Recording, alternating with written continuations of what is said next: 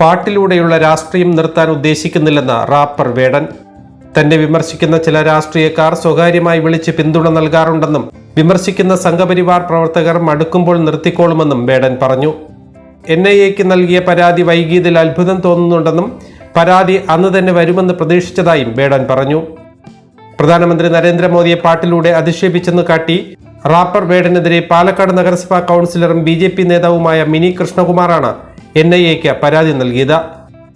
മോദി കപട ദേശീയവാദി എന്ന വേടന്റെ പരാമർശത്തെക്കുറിച്ച് അന്വേഷിക്കണമെന്നാണ് പരാതിയിൽ പറയുന്നത്. എന്നാൽ BJP സംസ്ഥാന നേതൃത്വം അറിയാതെയാണ് പരാതി നൽകിയതെന്നും റിപ്പോർട്ടുകൾ വന്നു. ജനാധിപത്യ രാജ്യത്ത് ആരെയും വിമർശിക്കാനുള്ള അവകാശം നിലനിൽക്കുന്നുണ്ടെന്നും ആ വിമർശനം തുടരുമെന്നും വേടൻ പ്രതികരിച്ചു.